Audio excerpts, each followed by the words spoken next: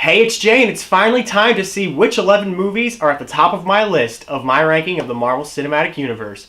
So without further ado, let's see what those movies are. This is my ranking of the Marvel Cinematic Universe, Part 2. Number 11. Black Panther. Yes, I feel like this is going to be a very unpopular opinion, but Black Panther is this low on my list. Given what we were promised with Black Panther, I kind of felt a little underwhelmed. It's a great movie, but I was expecting so much more given the advertising. And that's mainly due to the fact that, in my opinion, Chadwick Boseman's performance as T'Challa is probably one of the weakest. And much like Captain Marvel, when your main character is the weakest performer, that doesn't bode well for your overall movie.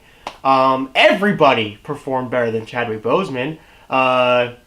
Letitia Wright as Shuri, Lupita Nyong'o as Nikita, and Denai Gurira as Okoye. I probably butchered that. I'm sorry. I tried.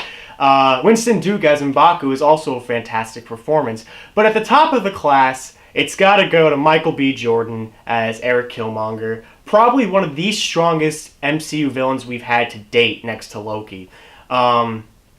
Because you kind of sympathize with him as to why he's doing what he's doing, all backed by Michael B. Jordan's unbelievable performance. Basically what happens is Eric Killmonger's father is murdered by King T'Chaka, T'Challa's father, after he attempts to kill Zuri, another spy he sent to America with Killmonger's father, after he sold vibranium to Ulysses Klaue, an enemy of Wakanda. And to keep this murder a secret, they leave his son in America and don't take him back to Wakanda, which is kind of messed up. So you understand where he's coming from when he's doing what he's doing.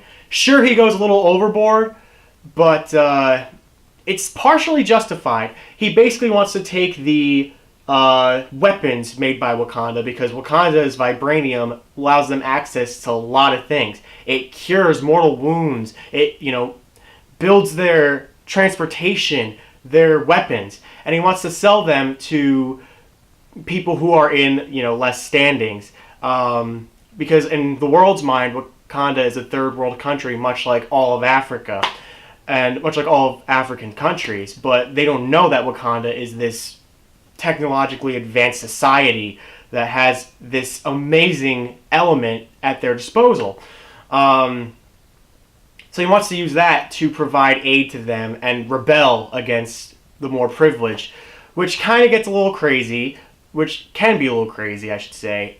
But again, I really don't blame him, because he was kind of done a little wrong there. And he challenges T'Challa to the throne to become king, because that's his birthright. He can do that. And he ends up winning, or so we think. But T'Challa never yielded, and he was never killed. So the battle continues, and T'Challa regains the throne.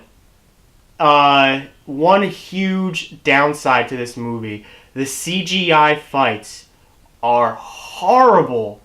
Oh god, they are horrible. You can easily tell when something's CGI.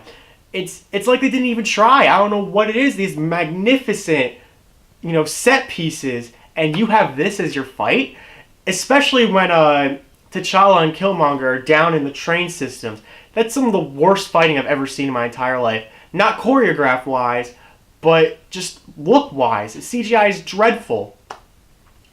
But like I mentioned with the set pieces, it makes all of that somewhat better, because Wakanda in of itself is breathtaking. It's a beautiful environment, and it's a welcome addition to the many environments that we've been introduced to in the MCU already. Beautiful set pieces, beautiful gowns, and wardrobe worn by all these actors.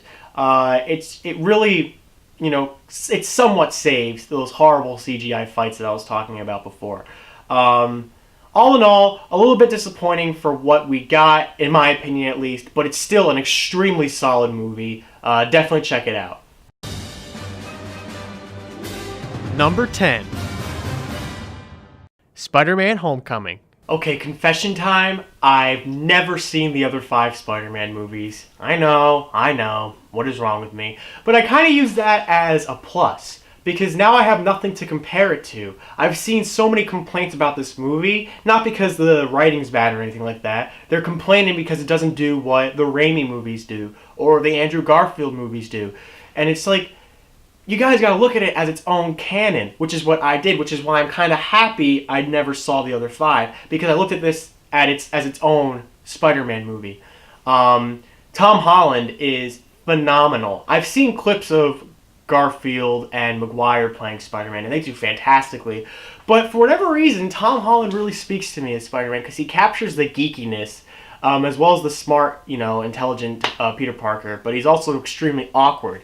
And he just feels like a kid. Spider-Man's a kid. And he just really matched that magic of that character, and I just really appreciate his performance as Tom Holland. This almost feels like a high school musical. Yep, it feels like High School Musical, guys. This almost feels like a high school movie with a superhero aspect kind of thrown in there. And it works. It really works because high school is such a big part of the plot. If you don't know what I'm talking about, Peter, after the events of Civil War, is so focused on becoming an Avenger and being a superhero that he's like, I don't care about high school. I don't care about all the clubs I join. I don't care about making friends and keeping those friends while I still can. Because, as we all grow older, time with friends dwindles less and less. So he's like, I don't care about all that. I want to be a superhero. I want to be an Avenger. I want to be like Tony Stark. And it's a great character growth when at the end, when he's offered a chance to be in the Avengers, he turns it down. Because after the final fight with the Vulture, which I'll get to him, he finally realizes that I can't take all this for granted. I need to stay with my friends, stay doing these clubs, experience high school for high school. I also can't leave Aunt May. She's the only family I have left. And so I can't leave all that behind. One day, though, but not today. And that's fantastic character development. Of course, everybody wants him to be like, yeah, I'll take the Iron Spider suit and I'll join the Avengers. But it's a huge step up for Peter Parker to be like, no, I'm going to be your friendly neighborhood Spider-Man. I'm going to stay here and I'm going to, live my life. Back to the Vulture, though. This is when Marvel started taking their villains very seriously. Ego led that front. And Vulture just continued adding to the fantastic villains, which would be followed by Thor Ragnarok and Black Panther's amazing villains, and then, of course, Thanos. Vulture is probably one of the most simple villains we've had in the MCU. And by that I mean he only wants to stick it to the man because he had a contract with the city to clean up the events of the first Avengers movie. And Damage Control, Department of Stark Industries, cancels all that. Then, hence stopping him from making money on this and supporting his family. So, in order to stick it to the man, he, kind of smuggles a couple parts and makes more weapons and sells them illegally through kind of like a black market-esque type thing under the government's nose to, support his family. And that's all he wants to do. He just wants to support his family. Doesn't excuse his illegal acts, but you, again, like Killmonger, you see where he's coming from. And you almost sympathize with him. That twist where it's revealed that Adrian Toomes is Liz's father. Liz is Peter Parker's love interest in this movie. That made me jump back like 50 feet. I was like, whoa! Whoa! That scared the crap out of me. I think it scared the crap out of everyone too. And also, I've seen a lot of people complain that Tony Stark is in this movie. Why wouldn't he be? He's the one who gave Peter the, systemic top-to-bottom change in his outfit in Civil War. So why wouldn't he be heavily involved in his own story? I think Tony Stark is kind of like the Uncle Ben in the MCU without having an Uncle Ben. And he's a great father figure, great mentor, and I'm happy that he's in this film. Spider-Man Homecoming, fantastic movie. If you've seen the other 5 Spider-Man films, just take my advice. If you're going to see Homecoming, if you haven't yet, look at it as its own movie, because it's going to ruin it for you if you're constantly comparing it to Garfield or Maguire. So that's just my advice to you guys. Next film. Number 9. Captain America, the First Avenger. Okay, question. Why does everybody hate this movie so much? I don't get it. I've seen lists, again, going back to other people's lists, I've seen lists where this is like ranked extremely low. Why?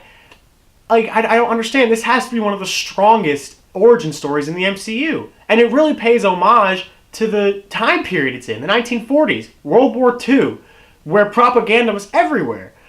It's fantastically accurate, and I just don't get why people hate it so much. I understand that Red Skull as a villain is kind of weak, but a lot of the Marvel villains in the earlier days were weak. So you can't really judge the movie based on that.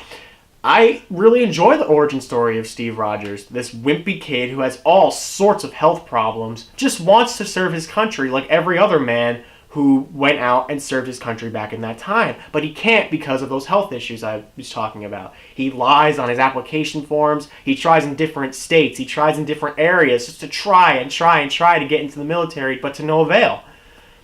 His best childhood friend, James Buchanan Barnes, or Bucky, is in the military, though, because he's fit, he's able, he doesn't have a million health conditions like Steve Rogers. I'm pretty sure Steve Rogers has every health condition known to man.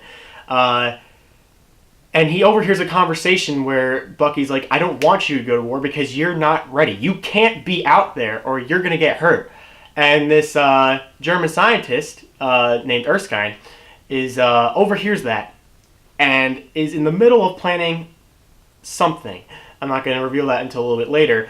And he thinks that Steve Rogers would be a great candidate because he has such a huge drive to serve his country. And when he finally gets accepted into the military, he's able to outwit some of the big, brawny guys who pick on him and sabotage him as best as they can because, he's a nerd. And they're big, tough jocks, so they have to pick on him as best as they can to prove their dominance, which I never got that. If you're going to prove how strong you are, beat up someone who's twice your size, not half your size. Finally, Steve makes a courageous move to throw himself on a grenade to protect everyone else, even though it's just a dummy grenade, but it shows that he has guts. And so the project I was talking about is the Super Soldier Project, where they're going to pump an individual, Steve Rogers, with this serum that will enhance every part of their body, make them taller, stronger, more agile. Their endurance is insane. They can't get drunk, which sucks, but they will have unlimited power. And Steve Rogers is selected for that, and he finally becomes Captain America. But he's initially not treated the way he should be when you have someone like this, because he's then just sent off to do campaigns for war bonds in the propaganda stint with all the, the dancing ladies and him punching Hitler in the face like 1,000 times. And it's like, this isn't what I was made to do. Why would they give me these incredible powers and then not use me to my full potential? And then he goes on his own secret missions to capture the 107th Division, which was captured by Nazis and Hydra operatives. Hydra is the scientific division of the Nazis. And yeah, he has to go and save them all, which he does, and he gains the respect of everybody there, including Colonel Phillips, who was extremely hard on him the entire time. Fantastic performances. I mean, come on, Chris Evans, you can't see anyone else picking up that shield. Like, if they had to recast him in the middle of the MCU, they wouldn't be able to, because he just played it so well. And I'm happy he accepted the role, because if you guys didn't know, Chris Evans was, initially hesitant to play Captain America, and I'm glad that he finally did. So I don't know why everyone hates on this film, but Captain America the First Avenger, an extremely solid war movie, and an extremely solid superhero movie at that, too. And it also introduces the Tesseract, the first MacGuffin in the entire MCU, only to evolve into many, many more and more crazy plots involving that cube. So, give it a chance. Don't hate on it. It doesn't deserve your hate. Come on, guys. Number 8. Thor Ragnarok. Oh my god, finally, a good Thor movie. Finally! After Thor was okay, Thor the Dark World completely disappointed, Thor Ragnarok comes in and completely revamps the character. Yes, the jokes can get a little excessive at some points. It kind of takes away from the drama when someone cracks a one-liner when it's not necessary. But it doesn't mean that there's not a fair amount of drama. Thor's relationship with Loki and Hela are extremely well thought out and well written. And it's got a bit of drama when it comes to Anthony Hopkins' Odin, who actually dies in this movie after being sent away by Loki after Loki took over the throne as Odin in an illusion. And it's also got a fair bit of action as well. I mean, Hulk's fighting Fenris, this gigantic wolf, on the Rainbow Bridge. It's lunacy, but I would be lying if I said that the jokes weren't excessive, because some of them are. Hela, which I just mentioned, is Thor's older sister, Odin's firstborn, who he and Hela conquered like so many realms back in the day before Odin became all like peace treaty and all that. Yeah, Hela's a fantastic villain. Cate Blanchett is phenomenal as Hela, and she just adds another element. And she's like the first female villain. And she can hold her own. She can really hold her own. Like, she has this like spiked hair. She can like shoot spikes like out of every like orifice and finger in her body. So she can hold her own, and she's quite a threat because she draws all her power from Asgard. And since she's on Asgard, she's basically unstoppable. Thor, this entire movie, thinks that he's supposed to stop Ragnarok, which Ragnarok means the end of everything, so the end of Asgard. But he learns at the end that he needs to cause Ragnarok, and Ragnarok would be caused by Surtur, this gigantic fire demon, who will put his crown in the eternal flame and become, unstoppable and will destroy Asgard. And he figures out that that's the only way that they could stop it, and it's a fantastic scene because Hulk goes and fights Surtur, but it's like, no, for once in your life, Hulk, don't smash. Speaking of Hulk, I love how he has this arc in this movie. We haven't seen Hulk since 2015's Age of Ultron, and here he is in 2017's Ragnarok, and he has been Bruce Banner in all those years. He's only been Hulk. So Hulk is finally learning to speak now. Sure, it's still like Hulk smash, Hulk do this, Hulk do that. So it's not sophisticated dialogue, but he's still getting a dialogue, which is huge for Hulk. I don't like what they did with Bruce Banner. They made him kind of whiny in this movie, but I guess that could be attributed to the fact that if you were, as he, makes the analogy, if you've been locked in the trunk for 2 years with no control over anything that goes on and you don't know what's going on, yeah, I could kind of see how that could take a toll on your mind and make you kind of fragile and kind of, wimpy. So I can get where they're coming from, but I don't really appreciate the change. And if we were having an award ceremony in the Marvel Cinematic Universe for most despicable, disgusting, freaking joke of a way to get rid of characters, it would go to the Warriors 3. Are you kidding me? And then Kevin Feige has the nerve to be like, they died an honorable death. Volstagg and Fandral didn't even lay a blow on her. Hogan was the only one down on the field with the Asgardian army fighting Hela. Yeah, he got his ass kicked, but at least he died fighting. Volstagg and Fandral didn't do anything. They should have been down there fighting with Hogan. That would have been an honorable death. Not just, doop, you're dead. Bye, you didn't do anything. Bye, you're dead. Adios. You weren't important anyway. They're Thor's friends, and Thor doesn't even react to it. They don't even say that the Warriors 3 are dead. They don't have a reaction from Thor. And speaking of which, where is Lady Sif?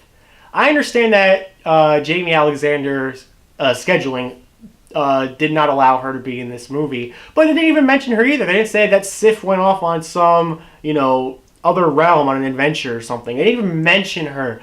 Those 4 characters got treated horrendously. And it pisses me off so much that that's how they treated it. And then Kevin Feige has the nerve to say, it was an honorable death. No, it wasn't. I also love how Doctor Strange was a little bit incorporated here to, give him a bigger role and helping them find Odin.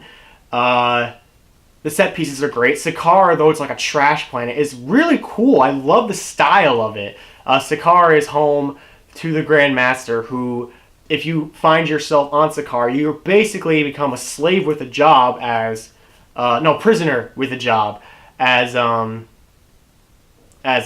Grand Master likes it to be called, and you get put in the Contest of Champions, Hulk being the victor of pretty much every match. So if you fight Hulk, you can leave, but you can't beat Hulk because the Grandmaster will stop you as he does Thor.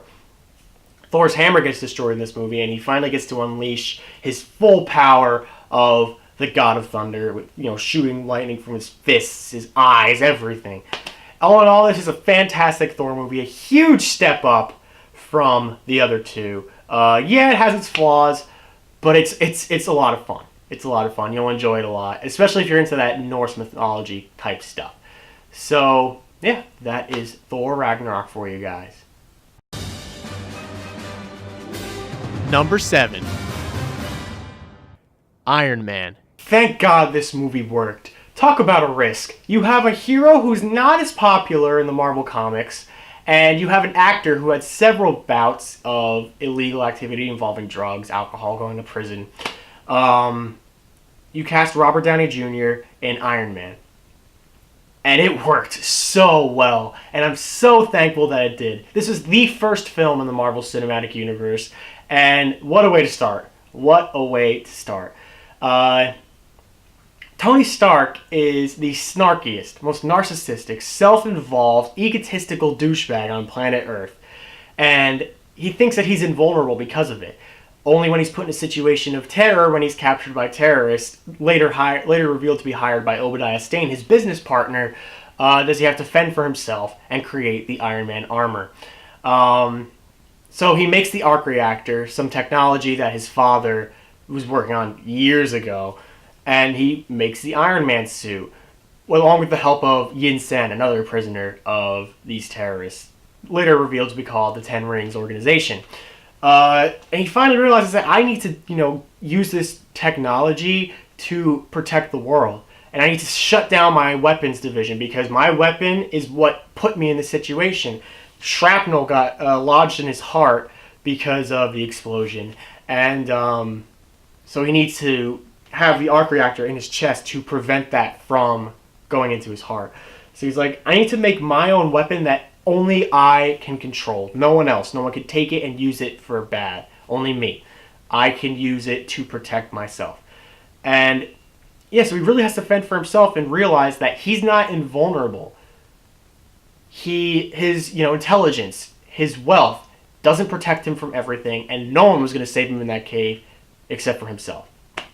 Of course, the success of the Iron Man franchise would be nothing without Robert Downey Jr. He is Tony Stark. Like, it is the perfect casting for that role, and I can't see anybody else playing Robert Downey Jr. in a different world. If they started with Iron Man and picked anybody else, I couldn't see it. Robert Downey Jr. is Tony Stark. Enough said. Like, you can't cast anybody else. Yeah, the final fight with Obadiah Stane is a little lackluster, and it kind of starts the trend of hero has tech, villain has similar tech, and they fight. A lot of MCU films down the line will have that, but I'm not going to hold that against the film because it's just one thing. The rest of this film is so amazing. His character arc, the way he talks to Pepper, his secretary, how he's kind of developing feelings for her, even though it may be deemed inappropriate. Wow, those were words. Even though it may have been deemed inappropriate at the time by everybody else in his company. And the first end credit scene. The end credit scenes that kicked off a legacy of the Marvel Cinematic Universe where Nick Fury is like, I'm here to talk to you about the Avengers Initiative. Nobody saw that coming, and nobody even saw those scenes because a lot of people left the theater, didn't think there was anything else. But that started a legacy, and it started a tradition. And it was only an idea of an Avengers movie. I'll talk to you about a scene that's a little bit more important in my mind in another video, but all in all, Iron Man was a fantastic start to the MCU, and I wouldn't have it any other way. Any other hero starting it, I couldn't have it like that. Thank you to this movie for making me the fan I am today. Number 6. Captain America, the Winter Soldier. Oh boy. What can I say about this film? Just wow. This is a fantastic sequel to Captain America the First Avenger. It takes a step up as well. Mainly due to the fact that the fight scenes are unbelievable. They are so good. especially the elevator scene. I will put the elevator scene up against any fight in the Marvel Cinematic Universe. It is a work of beauty, real eye candy there. Chris Evans, of course, is amazing as Captain America. But this film works so well as a political thriller because of what is going on in this film. S.H.I.E.L.D. has been taken over by Hydra, which is a secret scientific Nazi division that has started in the 1940s and has been growing in S.H.I.E.L.D. since the 1940s when Arnim Zola was recruited to S.H.I.E.L.D. Arnim Zola was in cahoots with the Red Skull in the first Captain America movie. And a lot of people question why it took them so long to, reveal themselves to be Hydra and reveal that they were in S.H.I.E.L.D. and why S.H.I.E.L.D. never knew it was coming. The reason why it took Hydra this long to, show themselves is actually explained in Agents of S.H.I.E.L.D. Basically, they had to wait until a lot of high-ranking Hydra agents got high-ranking S.H.I.E.L.D. agent positions, and that took them a while because, you can't just be, a high-leveled S.H.I.E.L.D. agent. So that's why it took them so long to reveal them there. So if you guys didn't know that, there's a fun fact for you. Not to mention Bucky as the Winter Soldier. I know, spoiler alert, but yes, Bucky Barnes is alive after seemingly dying in Captain America the First Avenger. He is alive, and he is the Winter Soldier. He's basically this brainwashed, soldier that does all of Hydra's biddings and does it very brutally. The theme song of the Winter Soldier is Stuff of Nightmares. Apparently, it's Bucky's scream when he falls from the train just altered and made it sound more mechanic and echoey and just more sinister. And it sends chills down your spine every time you hear it. So Cap can't trust anybody because, the division that he's been in for 2 years now turns out to be a bunch of, death Nazis. And they seemingly have Nick Fury assassinated. And, so the hunt is on to try to stop Hydra before they kill millions of people in a thing called Project Insight. So it's just so unbelievably phenomenal in everything about the film. Sorry I'm at a loss for words, but I really can't do this movie justice with just good words. It's like I really can't. The action is just wow. And the story is so smooth, so seamless. I love the way Black Widow and Cap work together to try to stop Hydra. Sam Wilson, Falcon, played by Anthony Mackie, is a fantastic addition to the MCU as well. And I love Bucky in the MCU too because now he's like, this isn't only about stopping Hydra, it's also about saving Bucky, getting him out of this state because Bucky's been brainwashed and he's not the same Bucky that Steve knew back in the 1940s. So if you weren't satisfied with Captain America the First Avenger, you will be 1,000% satisfied with its sequel, Captain America the Winter Soldier. Just wow. Unbelievable. One of the Marvel Cinematic Universe's best, and damn well deserving of this spot on the list. Number 5. Avengers Infinity War.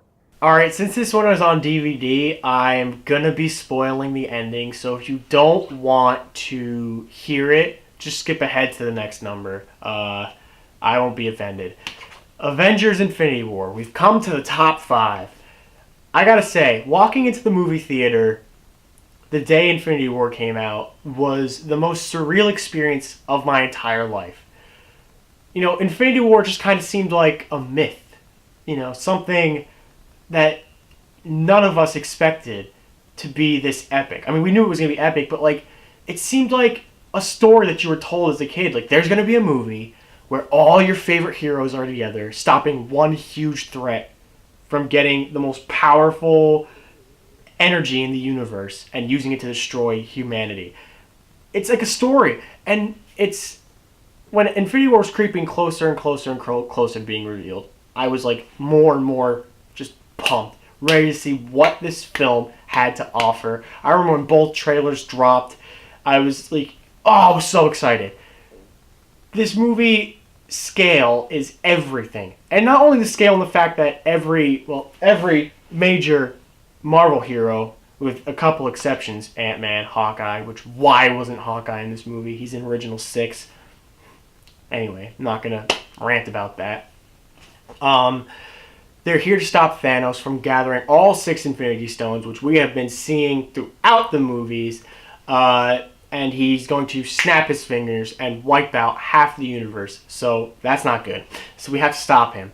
And they enlist the help of... They don't enlist the help, but it's like pretty much every hero gets roped into the fight against Thanos, whether they want to or not. And the battles are just amazing. The first battle in New York. The battle on Titan. The battle in Wakanda. There's so many fantastic scenes in this film. And it's also fantastic story arcs for a lot of characters too. Like Tony Stark, Bruce Banner, Cap, all of them. Cap, Black Widow, and Sam are still on the run after Civil War. Tony Stark is willing to give up Iron Man if, he and Pepper become pregnant and have a kid. Bruce Banner, Hulk won't come out after getting his ass whooped on the Asgardian ship, which at the end of Thor Ragnarok we saw this massive ship approaching, the ship with all the Asgardian refugees.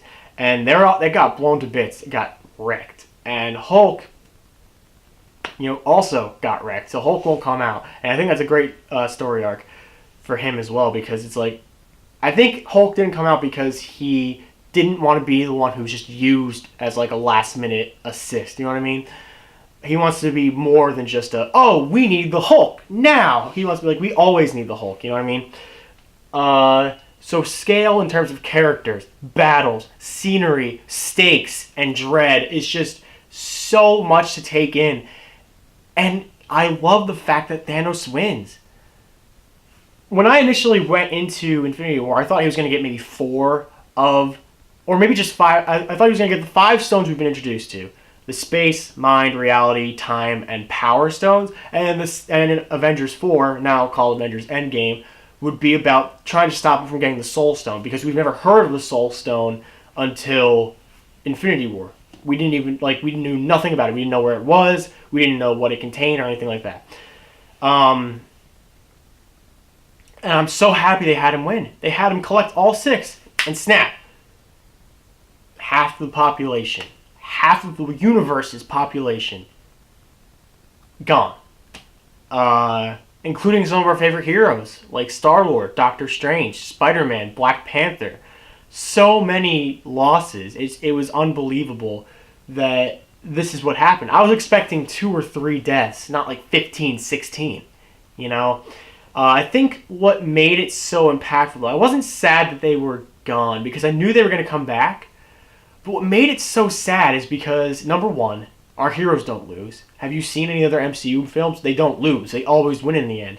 So by having them lose, and lose this badly, really was like, damn, this is serious. And again, losing as many people as we did was also like, wow, this is serious. Endgame is more crucial than ever now with this huge decimation. It should have been called the snap, because it just sounds better than the decimation. And as revealed at the end of Ant-Man and the Wasp, Hank, Hope, and Janet also get dusted in the snap. So, and Nick Fury, Maria Hill, all of them. It's just, it's wow. Seeing it for the first time, I saw it twice. Seeing it for the first time, I was just blown away by everything that happened in that film. And it definitely met my expectations, and well deserving of being in the top 5 on my list. Number 4. Captain America: Civil War. If you want to talk about a franchise that just keeps going up, it's the Captain America films. Winter Soldier was a step up from Captain America: The First Avenger. The First Avenger was already a fantastic film, and now Civil War comes. And before Infinity War, this movie was unprecedented, with so many characters and so many differing ideologies. The reason why I put this film over Winter Soldier, when objectively I think Winter Soldier is a better film, is because we've always had hero-villain conflict. We've never had hero-hero conflict. Yeah, there's been some squabbling, but there's never been a full-blown disagreement that leads to a fantastic battle, which I'll get to in a little bit. Civil War is such a heartbreaking film, but yet so crucial in the entirety of the Marvel Cinematic Universe that it deserves to be this high up.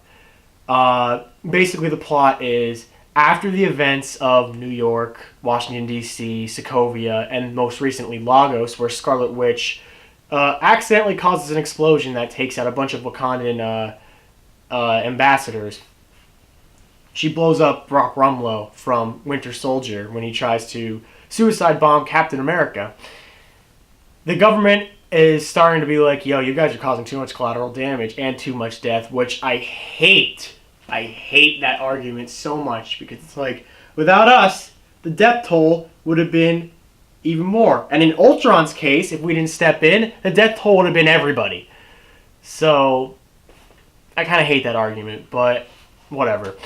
So they create the Sokovia Accords, which is pretty much 100 and some odd countries are coming together to ratify that enhanced individuals, superheroes, need to be registered with the government, and the government will decide whether or not the situation calls for the Avengers. Of course, Steve doesn't agree with this because he feels that it's giving away the liberties of being able to choose where they need to fight, and Tony's all for it because he's starting to feel guilty. But when is Tony ever not guilty? After a woman is like, you murdered my son in Sokovia, which, no, I didn't. So that's where the whole plot takes place. It may seem like Avengers 2.5, but it's actually a Captain America movie because it also continues the story arc with Bucky. Because Bucky's heavily involved because he's heavily used in Zemo's plan. Which, I'm going to take a minute to talk about Zemo. Why did you make his plan so convoluted? This plan wouldn't work in a million years, and yet everything falls into place. I understand it has to be that way, but they made so many variables that would easily throw off everything he's planning, and they just made it work. So Zemo, in my opinion, shouldn't even have been in the movie because, there's plenty of conflict already with, the whole choose a side political thing. What they could have done is they could have had Bucky been brainwashed, have him still bomb the UN meeting, and then him go on the run, and that's what causes the conflict with the Sokovia Accords. Zemo didn't really need to be involved, but I understand why he was, to kind of add another element of, just to keep chiseling in the conflict and breaking them apart even more than they already were. Because I feel like if he wasn't there, there would probably be some compromise, obviously, but they had to split them up even more than they already were.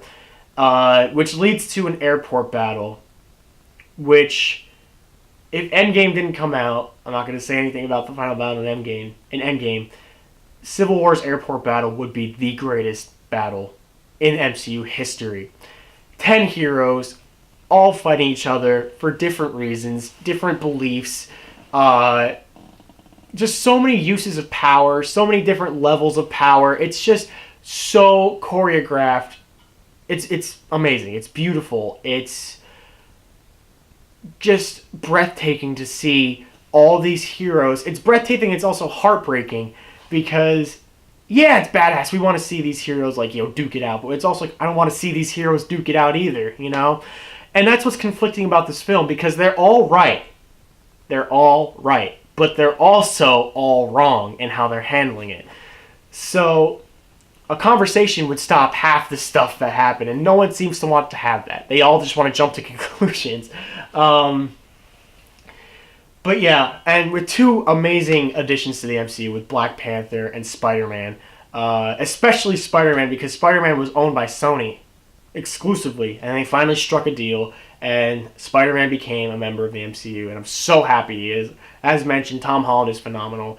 This film is so heartbreaking and just so badass in everything about it that you can't help but love it. I watch it all the time. Just fix the colors next time, please, because it was kind of muddy. But Captain America Civil War, if you thought Winter Soldier was great, this one's going to throw you for a loop. Number 3. Avengers Endgame. Okay, so I'm kind of going to feel like the actors and the interviewers on the press tour because I would be the biggest a-hole on planet Earth if I just went about telling you everything that happens in this movie. So don't worry about spoilers. I'm not going to say anything. I'll probably do a spoiler review of the movie in like maybe a week or two just to give it even more time to marinate because it's still making so much money that leads me to believe that people are still seeing it. So then I'll get to, just go ham and say all the spoilers and all that. But you're safe right now, so don't worry about it. I had expectations for Endgame. They were like here. Like this is high.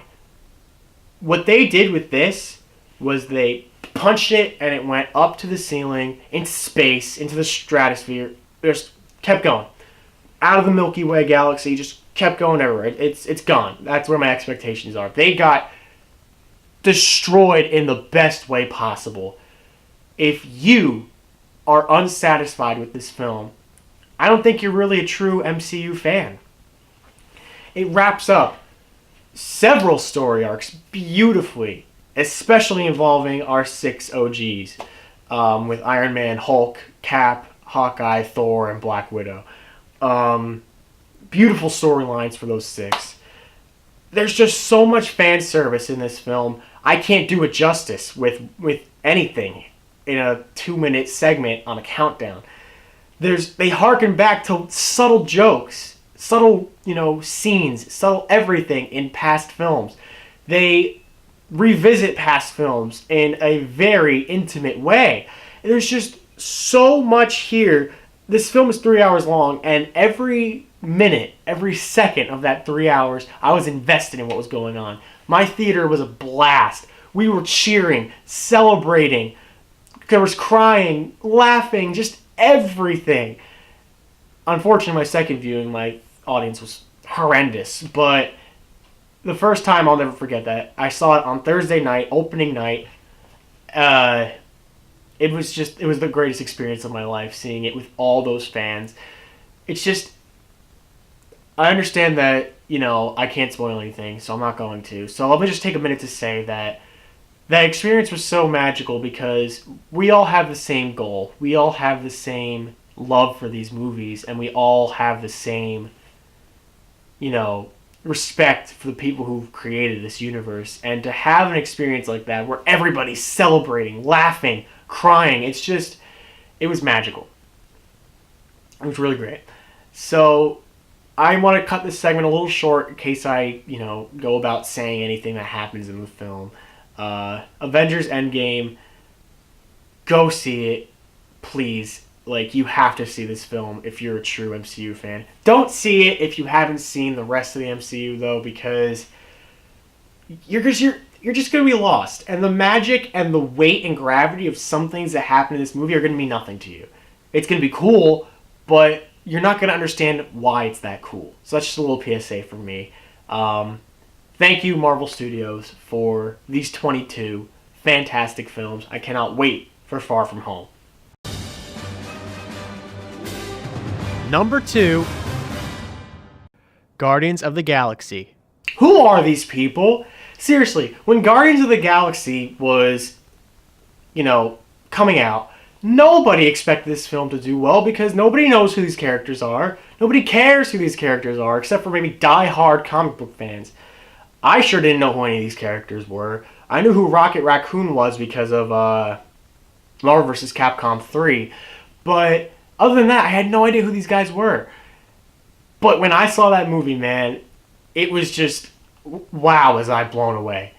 I had zero expectations for this film, and they were punched into the ground, buried 6 feet under, and they just kept going and going and going until they hit the core of the earth.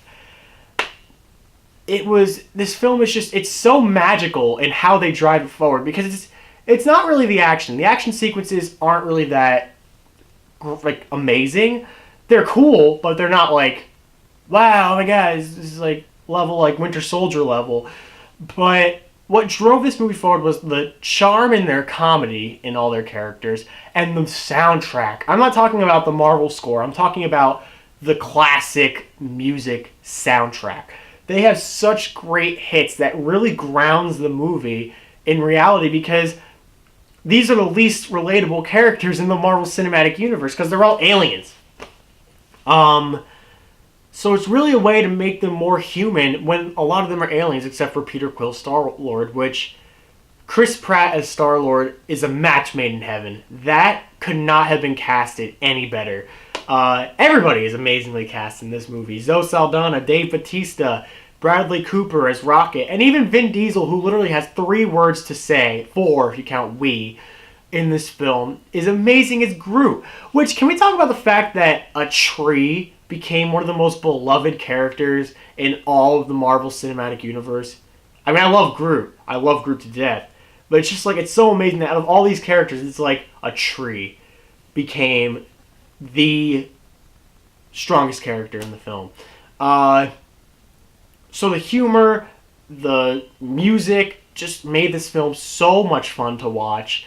And the stakes, it actually has quite a bit of stakes too, because there's an Infinity Stone in this film, the Power Stone, which if you like touch it to a surface, you could decimate an entire planet.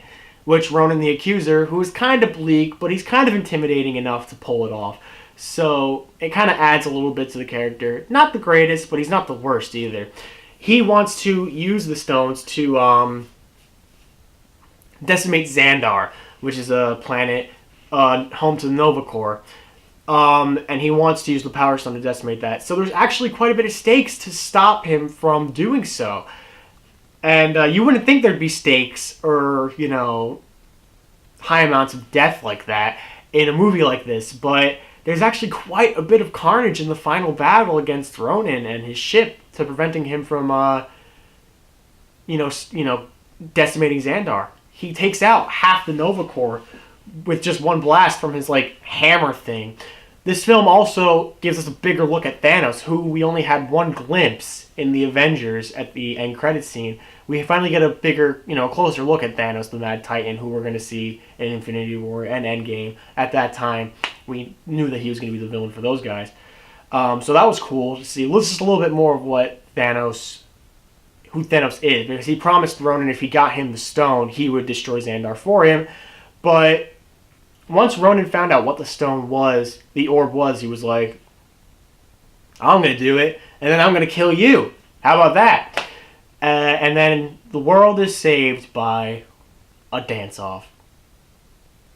That's so Guardians of the Galaxy. Back then, we wouldn't be able to, classify it as that's so Guardians of the Galaxy. But now it's really, you couldn't have done anything else. Peter Quill had to do the dance-off to, save the world. And it works. And they were able to funnel the energy between him, Gamora, Drax, and Rocket, and just funnel it back at Ronan. You said yourself, bitch. We're the Guardians of the Galaxy. This is also one of the saddest moments in the MCU when Groot sacrifices himself. I remember I saw this with my family, and a little girl was bawling her eyes out. I felt so bad. It's okay. Groot's coming back as a little baby in Guardians 2, and then as a bratty teen in Infinity War and Endgame. So, Groot, sacrificing yourself, thank you, because then we wouldn't have been able to save the world. And this film just, out of the water. Amazing. Number 1. The Avengers. I mean, is this a surprise that this is number 1? This film is revolutionary.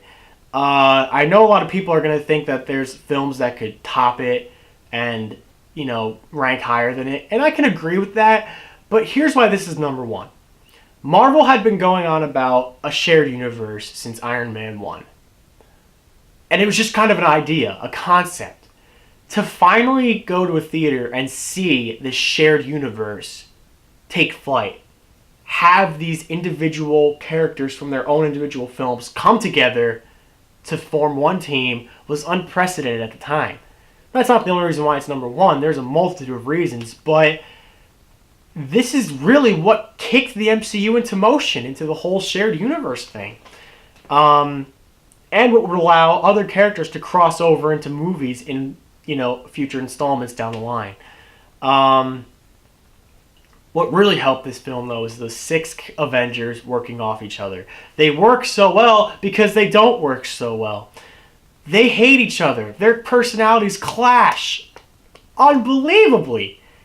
You know, they don't want to be there. They don't want to be on this, as Nick Fury says. Why do I feel like Loki's the only one on this boat that wants to be here? And that makes it work so well because they have to learn to become a team. Rather than them just being like the Power Rangers, like do-gooders that just join together as one team. Yeah, unified. No. They need to work out their differences, you know, put all their, you know, hatred of everyone else aside and work together to stop Loki. Loki is given a scepter, which contains the Mind Stone, to rule Earth with Thanos' army, the Chitauri. And he uses it to take a couple S.H.I.E.L.D. agents captive, including Hawkeye. And he basically has his plan to take out S.H.I.E.L.D. and get all the Avengers turning on each other. He allows himself to get captured, which that should have been a dead giveaway that he was up to something. And, so he has to get rescued by Hawkeye, which causes the helicarrier to be pretty much blasted out of the sky. Thank God Iron Man's, you know, got that other turbine up and running, or else they would have been dead. And so, with that comes the sacrifice of Phil Coulson, who is an agent of S.H.I.E.L.D. who we've seen in many films prior. He dies because he, you know, threatens Loki with, you know, technology made from the Destroyer from Thor. And that's what gives the Avengers a push. You know, someone died on our watch. We need to make sure that he has justice served to him. You know, justice served to the man who killed him. I know that Coulson gets brought back to life in Agents of S.H.I.E.L.D., but they don't know that. And so, it's time for the Avengers to assemble. As the commercial said, some assembly required. And then the Battle of New York happens, which I know I keep talking about fight scenes in this countdown, in this half at least, but there's so many fantastic scenes, so many fantastic fights in these movies that I can't help but talk about it. The Battle of New York is hands down in the top 5 greatest fight scenes in the MCU. Maybe I'll do that in a future video, the top 10 fight scenes in the Marvel Cinematic Universe. Like this video if you want to see that. And then they win after Tony Stark brings a nuke into the portal, which is sending the Chitauri down, and blows up kind of like the mothership. The nuke is in the city because the World Security Council fires a nuke at the city to, you know, stop the Chitauri, since it seems like the Avengers aren't really holding it very well. But of course they are. They're the Avengers, and they stop them. Even though it seems like the army's just a little too big. They went a little overboard with that, but most filmmakers do that. When it comes to this massive army, they always go too heavy on the army. And 6 people, 2 of which are just regular, you know, civilians with Black Widow and Hawkeye with just skills in fighting, would not be able to take out all of that. So they went a little overboard on that. And yes, the film has a couple flaws, but I'm not going to hold it against the film because the way it's all put together is just makes up for any flaw that the film could have. And if you're wondering how Bruce Banner can control his anger, you'll find out in the next video. All in all, this film is deserving of being number 1 because Iron Man paved the way for the MCU. Avengers made it a reality. And we can't take that for granted because without the first Avengers movie, we never would have gotten a shared universe, another Avengers film, more Avengers films, more heroes introduced. I know Iron Man was the first film, but like I said, the Avengers was the first film to make the shared universe a reality. And yeah, it's definitely deserving of being the number 1 Marvel Cinematic Universe movie, in my opinion at least. Let me know in the comments if you guys have any disagreements, because I know you guys are going to disagree with me. Put your own list in the comments. I want to see you guys rank all 22 films in the comments below. Let's start a discussion.